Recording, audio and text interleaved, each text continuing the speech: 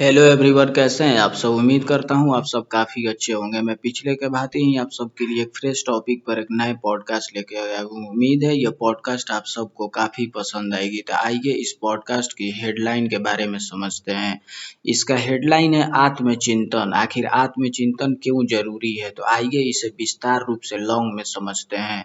आज की आत्मचिंतन का मतलब है अपने ही मन, विचारों, भावनाओं और कर्मों को गहराई से समझना और उनका विश्लेषण करना।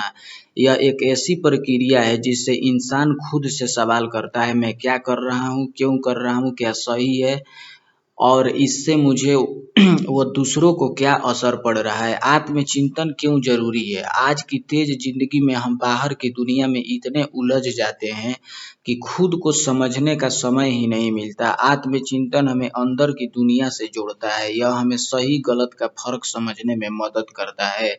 हमारे निर्णय यानी कि डिसीजन बेहतर बनाता है। हमें अपनी गलतियों से सीखने का मौका देता है। मन को शांति और संतुलन देता है। आत्मचिंतन कैसे करें। आत्मचिंतन कोई मुश्किल काम नहीं है, लेकिन इसे सही तरीके से करना जरूरी है। शांत समय निकालें, जो इसका सबसे पहला चीज है। दिन में 10 से 15 मिनट अकेले बैठें जहाँ कोई डिस्कशन ना हो। दूसरा चीज है खुद से सवाल पूछे, आज मैंने क्या किया, अच्छा किया, कहाँ गलती हुई, मैं किस चीज से खुश हूँ या परेशान हूँ। तीसरा चीज है अपने विचारों को लिखें। डायरी में लिखने से चीजें साफ दिखाई देती है।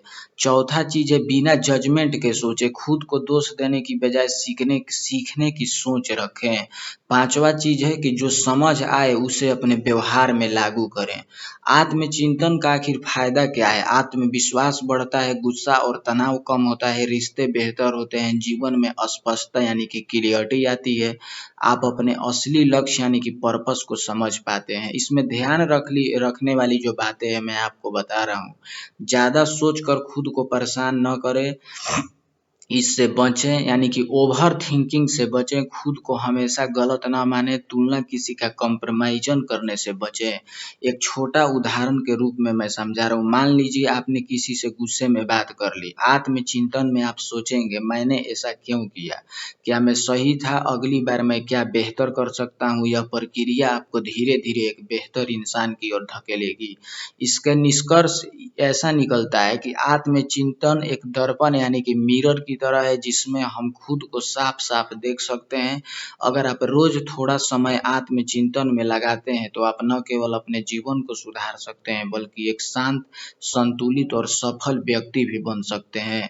तो उम्मीद है कि आत्मचिंतन को आप बहुत अच्छे से इस पॉडकास्ट के माध्यम से समझे होंगे। तो मुझे यानी कि संकित सिंह राजपूत को दीजिए इजाजत। धन्यवाद।